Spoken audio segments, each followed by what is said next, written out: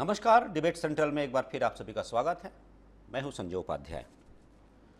आज विषय तो कुछ और है जिस पर आज हम चर्चा करेंगे, लेकिन सबसे पहले एक जो हृदय विदारक घटना हुई है, ऐसी घटना जिसने सबका दिल झकझोर दिया है और कहा जा सकता है कि सभी के भीतर एक प्रकार का वो भाव है, निराशा का भाव है, नैराश्य भाव है और सभी पीड़ित हैं इस घटना को लेकर। ये है अहमदाबाद एयरपोर्ट से जैसे ही टेक ऑफ करता है उसके बाद ये हुआ बड़ा विमान हादसा, जिसमें कि ये एयर इंडिया का विमान टकराता है एक बिल्डिंग से और ध्वस्त हो जाता है, कहीं ये परकच्चे उड़ जाते हैं और ऐसा विस्फोट होता है जिसकी लपटें दिखाई देती हैं, फिर गुबार दिखाई देता है।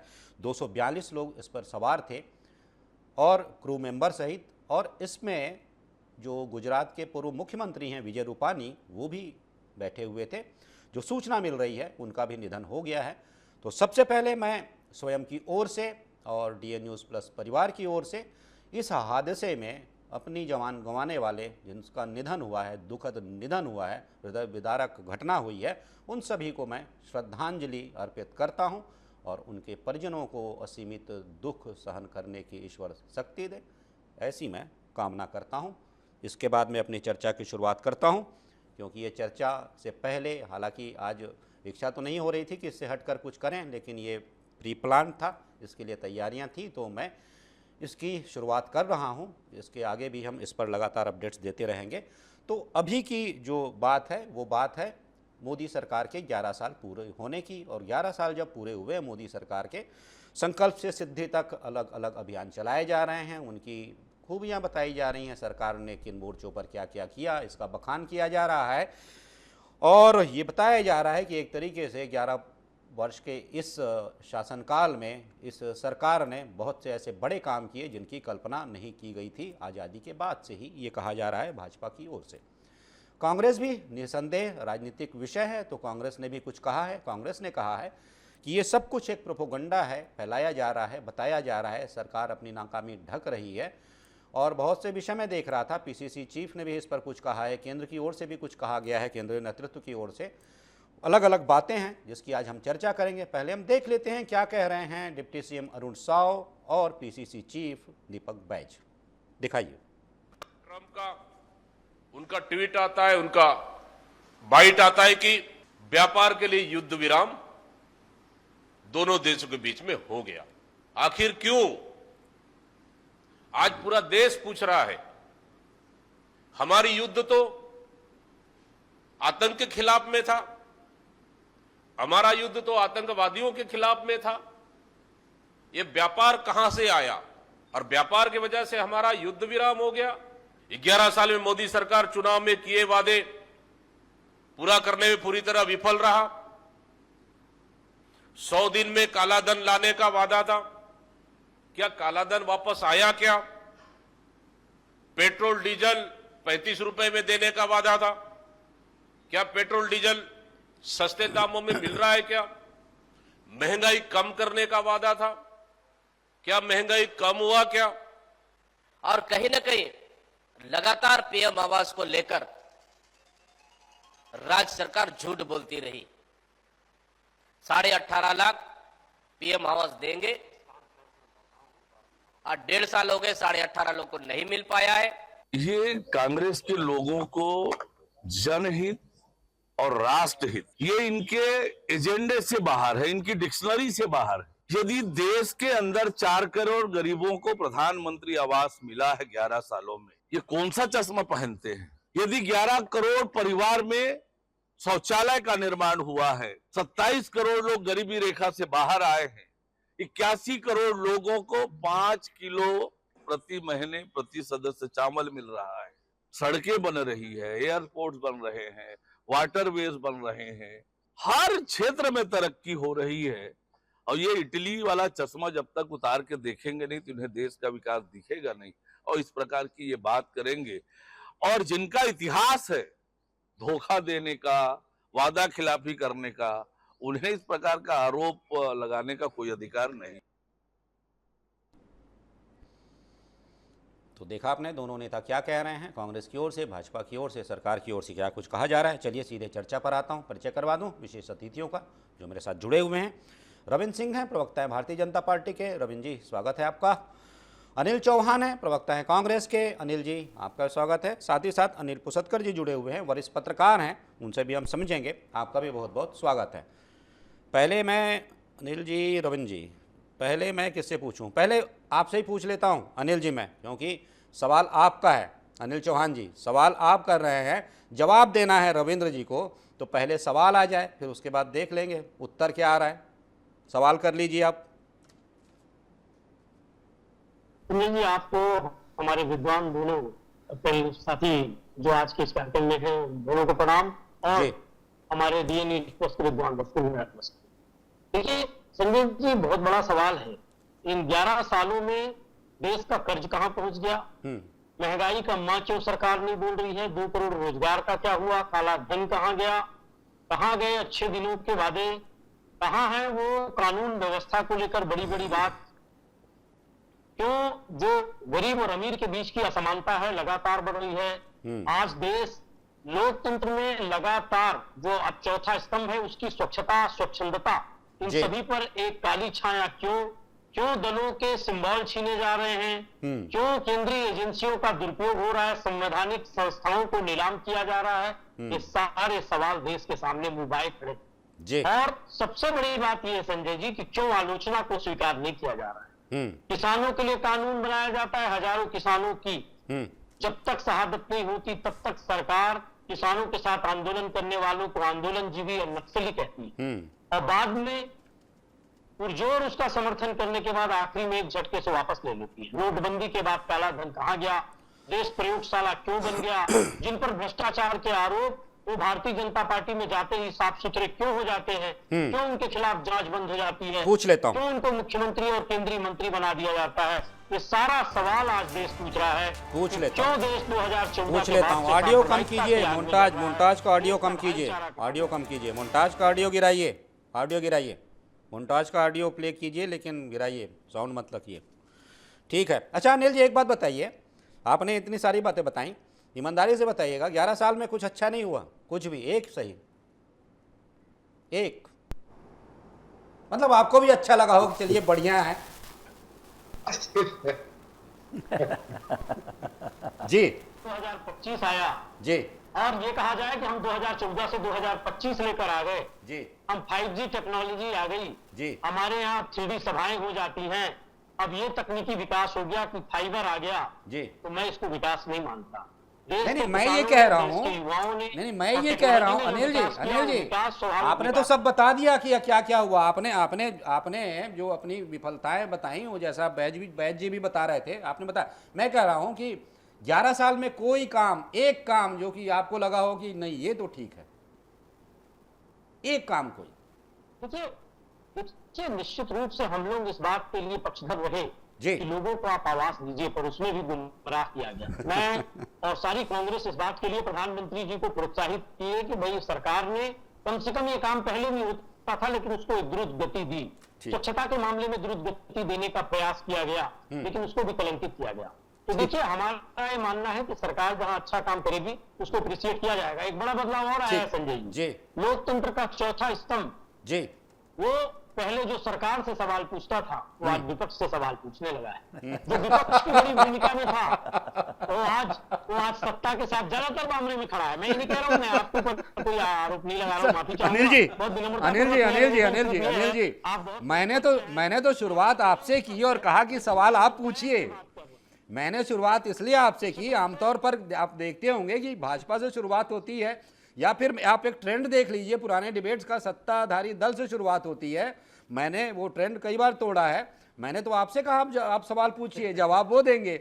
और सर सुनिए, पत्रकार सुनिए एक बात अनिल जी, पत्रकारों को मत घसीटिए सर, पत्रकारों को मत घसीटिए। कारण ये है ना हमारी गति वही होती है चाहे आपकी भी सरकार हो, हम वहीं बैठे रहते हैं सर। लोकतंत्र के इस स्तंभ के बिना लोकतंत्र की स्वच्छता और लोकतंत्र की स्वच्छंदता नहीं बनी रह सकती। क्या होता है, वही बात है अनिल जी, मजबूरी समझिए किसी की। समझेंगे कि वो पत्रकारिता तो 2014 के पहले थी जब मनमोहन सिंह के खिलाफ अन्ना का आंदोलन चल रहा था और घंटों टीवी पे लाइव चलता था। आज किसी इस पर बात कर लेंगे अनिल जी, लेकिन ऐसा क्यों माना जाता है कि पत्रकार ही हमेशा बंदूक की नली के सामने सीना खोलकर खड़ा रहे कि गोली मार दो?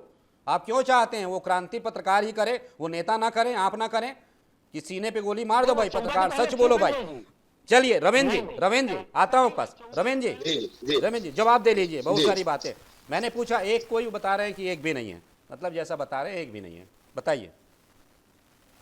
सबसे बड़ी बात है इनको धारा 370 का समापन दिखता नहीं है, चिनाब पे दुनिया का सबसे बड़ा पुल दिखता नहीं है, राम मंदिर का निर्माण दिखता नहीं है, वक्फ बोर्ड दिखता नहीं है, ट्रिपल तलाक दिखता नहीं है, ऑपरेशन सिंदूर दिखता नहीं है, एयर स्ट्राइक दिखता नहीं है, चौथी अर्थव्यवस्था बन जाते हैं वो दिखता नहीं है। 11 करोड़ लोगों को हम जब वीआईपी लोगों से ना लेटर लिखवाते थे गैस कनेक्शन के लिए, जब 11 करोड़ लोगों को हम मुफ्त में क्या कहते हैं गैस बांटते हैं, वो दिखता नहीं है इनको। जब लोग लोटा लेके बाहर जाते थे ना, रोड खराब होता था और स्वच्छता अभियान चलता है तो दिखता नहीं है। अब वो लोटा लेके जाने वाले दिखते नहीं है। ये एक प्रधानमंत्री की आवाज पर असर है।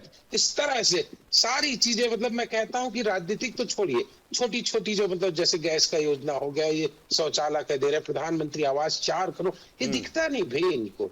तो आंख के अंधे उनको कहा जाता है जिनके पास आंख होता है और वो देखने का प्रयास नहीं करते। जो सोया रहता है तो उसको उठा सकता हूँ, जो सोने का नाटक करता है उसको क्या उठाऊंगा। तो कांग्रेस इससे भी बड़ी बात अब मैं कहता हूँ, देखिए ये तो उपलब्धियां मैंने छोटी छोटी गिनाई, जो 2-4 बड़ी उपलब्धियां गिनाता हूँ। सबसे बड़ी बात 11 साल हो गए, मतलब 15 साल की सरकार होगी, आप इस 11 साल में केंद्र के एक भी मंत्रियों के ऊपर, एक भी मंत्री के ऊपर एक भी भ्रष्टाचार का आरोप कांग्रेस नहीं लगा सकी। वो टेलीस्कोप मंगा लिए नासा से, उसके बाद खोज रहे हैं कहीं दिख रहा है क्या भाई केंद्र सरकार का भ्रष्टाचार। खोजते खोजते आरोप लगाते लगाते ये हो गए, प्रमाणित करना बहुत दूर। एक भ्रष्टाचार, और हम इनके समय क्या देखते थे, कोई कदमोजी जेल जा रही है, कोई सुरेश कलमाडी जेल जा रहा है। हमारे यहाँ सब नहीं है। दूसरी बड़ी सफलता हमारी इस 11 साल, स्थिर और सुव्यवस्थित सरकार। इनके समय खिचड़ी की सरकार चलती थी, सरकार बनाना है, वो गंगांग गोपई को बुला लिए, हमारी सरकार एक कुर्सी गिरा दी। हमने स्थिर सरकार चलाया, शांति से चलाया सरकार। तो 2 बड़ी विशेषता, एक भी भ्रष्टाचार का आरोप नहीं, स्थिर सरकार, यही देश के विकास के लिए। तभी हम चौथी बड़ी अर्थव्यवस्था बनते हैं। अनिल जी को दिखता नहीं है कि WHO वर्ल्ड बैंक जो है, सॉरी WHO बोलता हूँ, वर्ल्ड बैंक बताता है, वर्ल्ड बैंक 22 करोड़ लोग बाहर निकल रहे हैं, किससे, गरीबी रेखा से। और तब भी जब उनकी क्रय शक्ति बढ़ा दी जाती, $3 को $5 कर दिया जाता, तब 27 करोड़ निकलती है। उपलब्धि इनको दिखेगा नहीं।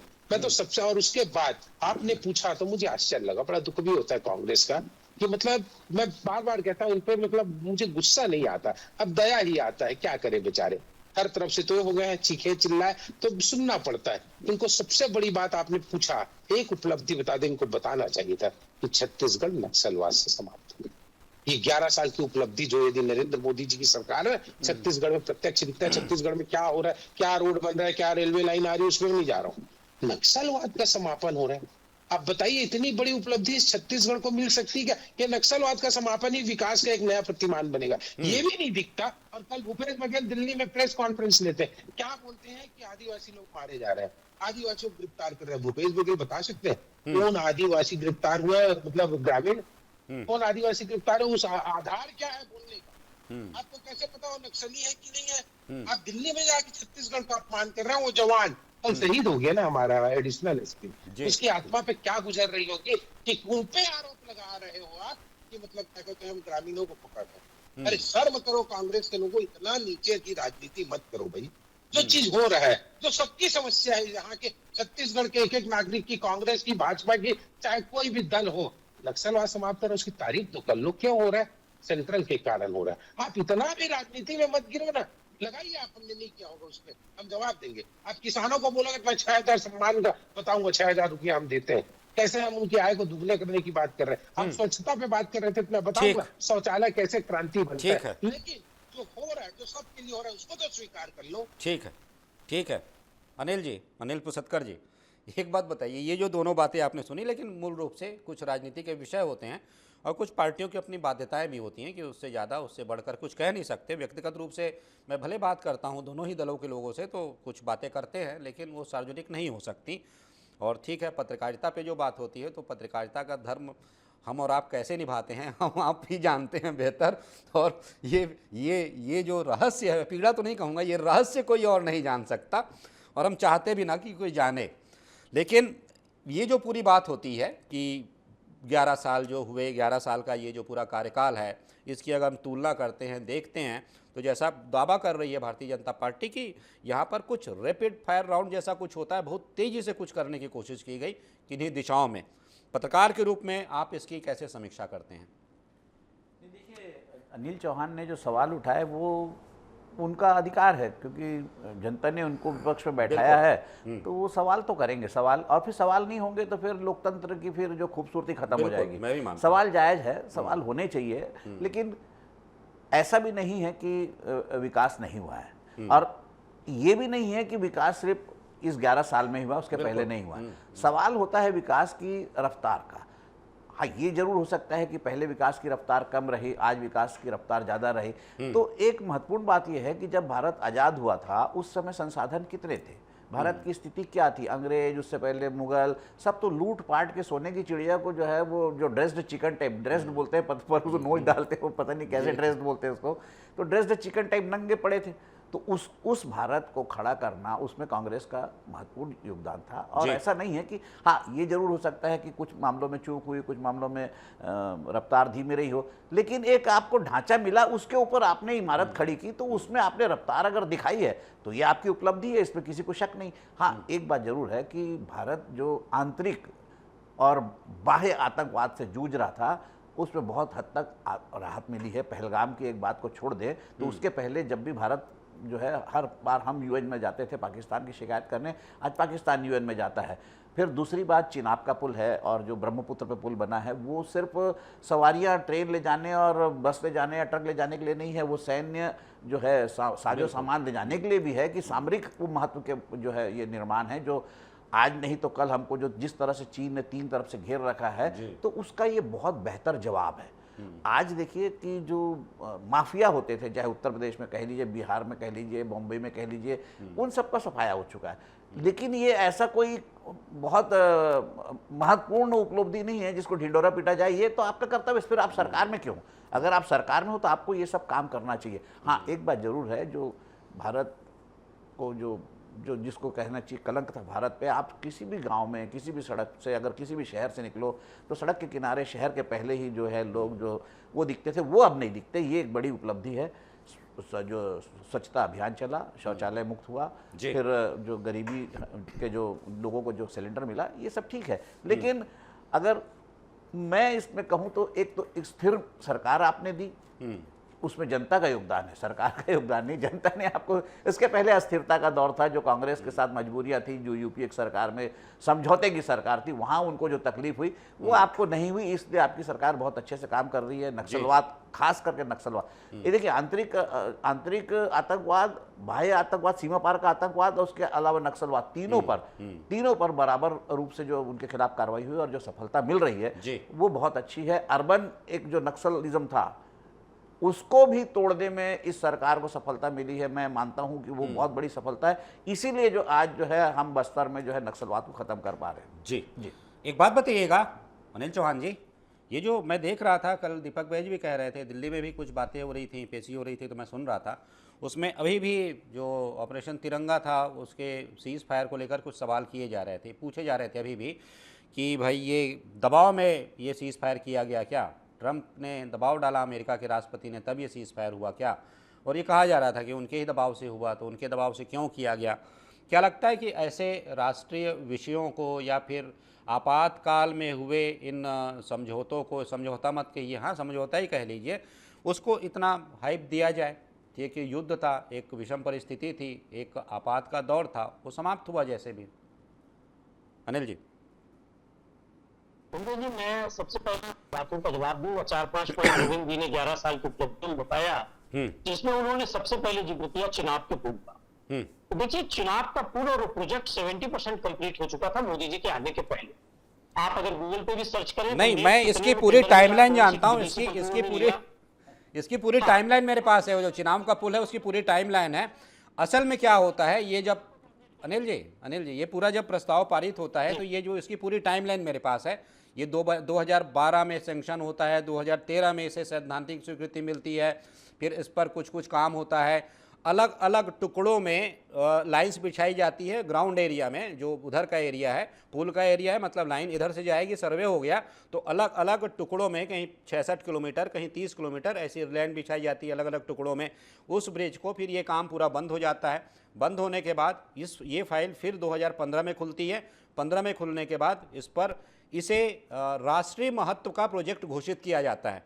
ये राष्ट्रीय महत्व का प्रोजेक्ट जब घोषित होता है तो इस पर फिर काम शुरू होता है। लंबा था, हालांकि इसकी चर्चा, इसकी मतलब एक सैद्धांतिक इसकी रूपरेखा कांग्रेस की सरकार ने बनाई थी, यूपीए सरकार ने, ये सच है। लेकिन वही तेजी की बात कर रहा था, तेजी फिर आई। जी अब देखिए, दूसरा राम मंदिर इन्होंने उठाया, राम मंदिर सर्वोच्च न्यायालय के आदेश से बना। इन्होंने कहा कि केंद्रीय मंत्री में कोई भ्रष्ट नहीं था।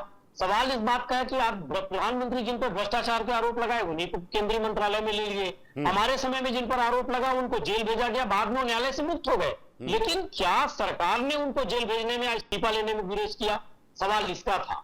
लोकतंत्र की जो खूबसूरती है उस हर खूबसूरती का मनमोहन सरकार ने पालन किया। उज्ज्वला योजना की उन्होंने बात की कि साहब हम 600 रुपए सिलेंडर दे रहे हैं। अरे साहब 400 में तो हम पूरे देश को दे रहे थे। आप उज्ज्वला योजना में 11 करोड़ लोगों को गिना रहे हो, हम 400 में पूरे हिंदुस्तान को बांट रहे थे। और तब स्मृति ईरानी जी विरोध कर रही थी और पूरी भाजपा विरोध कर रही थी, और आप 500-600 में उज्ज्वला में दे रहे हो। ये देखिए, विकास के नाम पर डॉलर कहां चला गया, रुपया कहां है, सारा देश। अब सवाल ये संजय जी, जो सवाल आपने उठाया, जब अमेरिका के राष्ट्रपति खुलेआम 1-2 बार नहीं 11 बार 11 टाइम्स ये दावा करते हैं कि मैंने भारत और पाकिस्तान को शांत करा दिया, और वो ये कहते हैं कि वो तो पता नहीं सवेरे उठकर क्या बोलेंगे ये मतलब लोग वो सवेरे उठकर क्या कहने वाले हैं वो मैं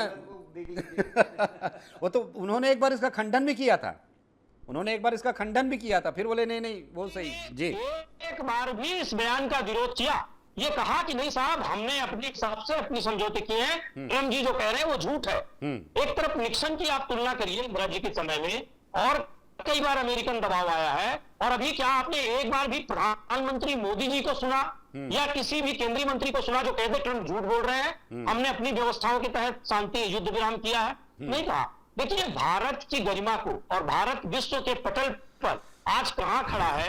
एक तरफ हम नमस्ते ट्रम्प करते हैं, दूसरी तरफ बेड़ियों में भारतीयों को लाया जाता है। आप कहते हैं कि साहब हम लगातार बढ़ रहे हैं, लेकिन छोटे छोटे देश हमको आंख दिखाने से गुरेज नहीं खा रहे हैं। ऐसे विषयों को आप जब पुलवामा के शहीदों के नाम पर वोट मांगते हैं, आतंकियों को और आतंकी घटनाओं के नाम पर वोट मांगते हैं, तो लाजिमी है कि यह सवाल भी उठेगा कि आपकी विफलताएं कहां कहां छिपी हैं। देश का प्रधानमंत्री कहता है कि पुलवामा के शहीदों के नाम पर वोट दीजिएगा। तो ये देखिए, लोकतंत्र में इतना स्तर कभी नहीं गिरा राजनीति का, और इस तरह कभी नहीं हुआ कि इस तरह से देश के प्रधानमंत्री से लेकर संवैधानिक पदों पर बैठे लोग जिनको भ्रष्ट कहें उन्हीं को केंद्रीय मंत्री बना दिया जाए। जिस पर आरोप लगे उस पर जांच करने के लिए वो तैयार ना हो, चाहे वो सेबी की चेयरपर्सन हो, चाहे दूसरे सरकार और संवैधानिक संस्थाओं में बैठे लोग हैं। जब लोकतंत्र की खूबसूरती है, एक साहब आप जांच कराइए, उसके बाद भले क्लीन चिट दे दीजिए, लेकिन इस्तीफा लेना तो दूर, केंद्र की सरकार ने किसी के खिलाफ जांच तक नहीं बिठाई, और ये लोकतंत्र के लिए सबसे शर्मनाक पहलू है। आप भारत निर्वाचन आयोग के मुख्य चुनाव आयुक्त की नियुक्ति प्रधानमंत्री करना चाहते हैं, सर्वोच्च न्यायालय के न्यायाधीश को उससे बाहर कर दिया जाता है, और आप कहते हैं साहब हम तो संवैधानिक संस्थाओं को मजबूत कर रहे हैं।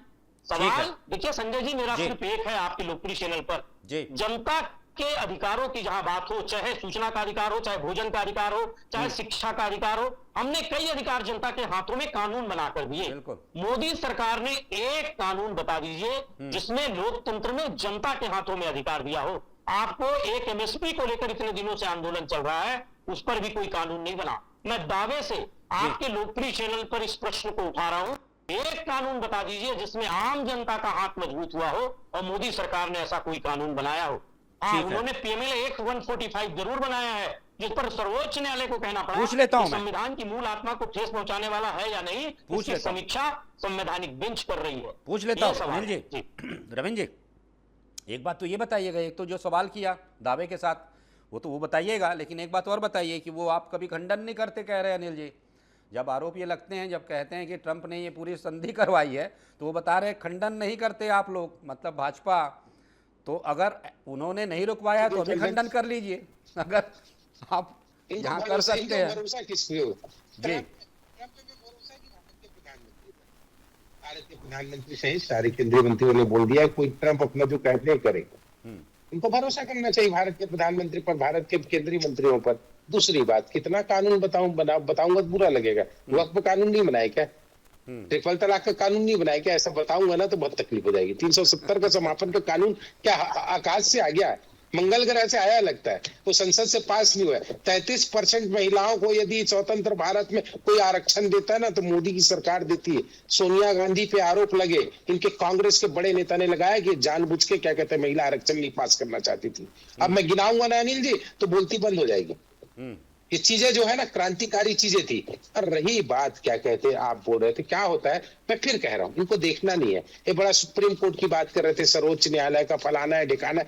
राहुल गांधी को जब राजस्थान हाई कोर्ट ने सजा दिया तो ये कोर्ट के विरुद्ध रोड पे निकले, पूरे भारत में निकले। और ये सर्वोच्च न्यायालय की बात करेंगे, सबसे ज्यादा संविधान संशोधन कांग्रेस ने किया, सबसे ज्यादा राष्ट्रपति शासन किसी ने का दुरुपयोग किया तो कांग्रेस ने किया, आपातकाल लगाया इन्होंने लगाया। और ये संविधान की बात करेंगे और तो और शर्मनाक बात है, एक हफ्ता पहले राहुल गांधी को महाराष्ट्र चुनाव पे इलेक्शन कमीशन की मिली भगत दिखती है। लोकतंत्र ने इनको बाहर कर दिया तो ये आरोप लगाने लग गए अपनी कमजोरियों को न देख के इलेक्शन कमीशन ने किया। तो ये कांग्रेस को लोग यहाँ पर बैठ के बात करेंगे तो मुझे शर्म आती। क्या 2018 में छत्तीसगढ़ में भूपेश बघेल की सरकार आई तो ईवीएम से गड़बड़ी करके आए थे क्या? ये स्वीकार करें उसको भी।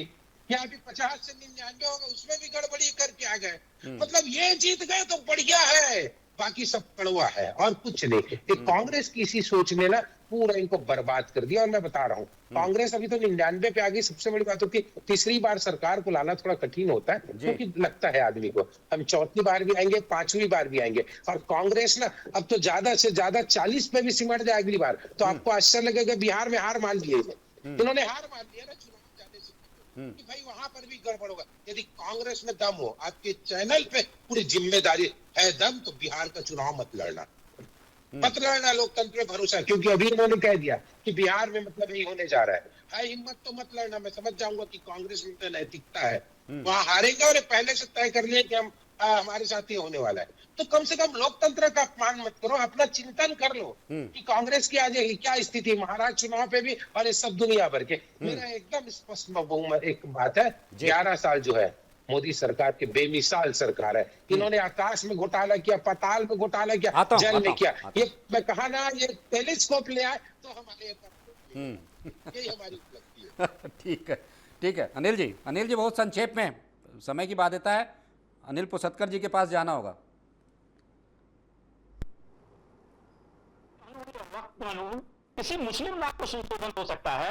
मैंने पूछा था हर भारतीय को लोकतंत्र में कोई कानूनी अधिकार मिला हो। जैसे सूचना का अधिकार ये नहीं देखता कि हिंदू को है कि मुसलमान को है, ईसाई को है। ये भोजन का अधिकार नहीं देखता है, शिक्षा का अधिकार नहीं देखता। ऐसे में कई अधिकार, रोजगार का अधिकार भी है जिसमें मनरेगा आता है, 100 दिनों का रोजगार देना पड़ेगा। ऐसा कौन सा कानून आपने बनाया जिसमें आम जनता को अधिकार मिला हो? रविंद्र जी देश के प्रधानमंत्री नहीं बता सकते क्योंकि ये अधिकार दिए ही नहीं, अधिकार छीनने का काम। पहले मैं अनिल जी से, क्योंकि समय की बाध्यता है, अनिल चौहान जी, अनिल पुसतकर जी से पहले मैं एक बात कर लूं, कंक्लूड कर लूं। कई बार ऐसा होता है अनिल जी कि हम देखते हैं कि राजनीतिक टीका टिप्पणी में या फिर एक राजनीतिक विषय के काउंटर में हम देखते हैं राजनीतिक दल कुछ ऐसे विषयों पर बात कह जाते हैं जो सीधे देश से जुड़ा होता है, कहीं पता नहीं चल पाता कि वो महीन जो बारीक सीमा है वो कैसे लांघ दी गई है। तो ये इसके लिए भी क्या कुछ ज़रूरी है? जैसे बहुत सारे कानून बने हुए हैं तो क्या बोलते हैं, जो बोलने की स्वतंत्रता है, बोलने के स्वतंत्र, जो अभिव्यक्ति की स्वतंत्रता है, तो हर स्वतंत्रताओं के साथ कुछ युक्तियुक्त निर्बंधन भी हैं।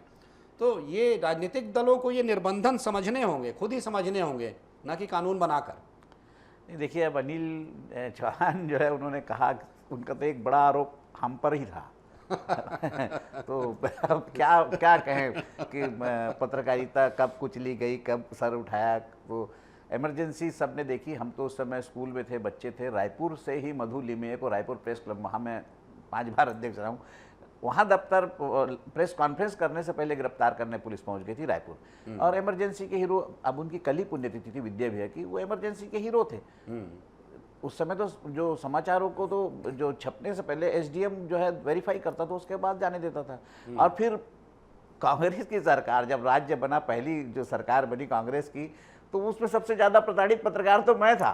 मुझे तो सशस्त्र सुरक्षा मिली, पुलिस मिली थी भाई जब सरकार बदली तो, क्योंकि अब वो तो है नहीं दुनिया में। उन्होंने कहा था कि मैं इसको छोड़ूंगा नहीं। अरुण जेटली ने इस बात का प्रेस कॉन्फ्रेंस में खुलासा किया था। तो पत्रकार तो सरकार के खिलाफ ही होता है, पत्रकार जनता की आवाज होता है। पत्रकार हो सकता है कुछ पत्रकारों की मजबूरियां रही हो सकता है कुछ चैनलों की मजबूरियां रही हो, मैं उससे इनकार नहीं करता। लेकिन आप एक साथ एक दाने को लेकर अगर आप जो है पूरी हंडी को अगर खराब बोलेंगे तो फिर तो पत्रकार सवाल उठा ही सकता है एक कांग्रेस के एक नेता की जो है गलती को लेकर। नहीं, इसमें अनिल जी, इसमें अगर ये करना है तो ये सैंपल हर सरकार के समय से एक सैंपल उठाना पड़ेगा। हाँ, तो वो तो वही बात दिख जाएगा उसके।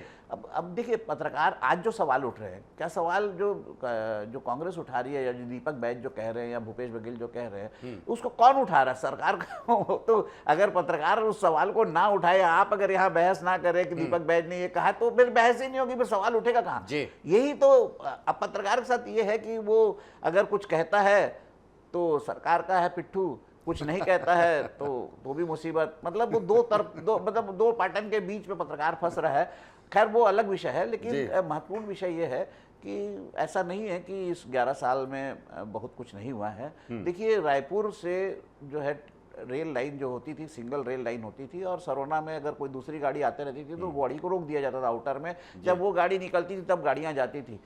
आज 4 लेन सड़क नहीं, 4 लेन ट्रैक है, रेलवे ट्रैक। रायपुर से ही 4 लेन हो गया है। तो आप इस बात को भी देखिए, जो दो प्लेटफॉर्म होते थे वो 8 प्लेटफॉर्म हो गए। सड़कें जो है आप कहां से कहां पहुंच गए। तो फिर कर्ज तो बढ़ेगा, अगर खर्च होगा तो कर्ज क्या नहीं बढ़ेगा? तो कर्ज बढ़ने को और खर्च होने को दोनों को एक साथ देखना चाहिए। दूसरी बात यह है कि आपकी जो क्रय शक्ति है, मैं वो पर कैपिटा इनकम और जो 4th इकोनॉमी इस सब में नहीं जा रहा हूँ, मैं आंकड़ों की बाजीगरी में नहीं जा रहा हूँ। लेकिन आप इस बात को मानिए कि क्रय शक्ति आम आदमी की बढ़ी है। पहले प्याऊ होते थे, रिक्शे वाला हो जो है वो जाके प्याऊ पे पानी पीता था। आज आप प्याऊ खोल लीजिए, वो पानी नहीं पिएगा, वो जाके बोतल रखेगा या फिर पाउच ले आएगा सस्ता। तो आप आम आदमी की परचेसिंग कैपेसिटी को देखिए, वो 2nd क्लास से छोड़ के 1st क्लास तक आ गया है, स्लीपर क्लास तक आ गया है। तो हर जगह तरक्की तो हो रही है। अब रफ्तार की बात है तो रफ्तार इस सरकार में अगर ज्यादा हुई, पिछली सरकार में कम रही, तो उसकी तुलना अलग बात है। लेकिन ऐसा नहीं है कि कांग्रेस की सरकार में जो है 11 साल के पहले काम नहीं हुए, काम हुए, उसके पहले भी काम हुए।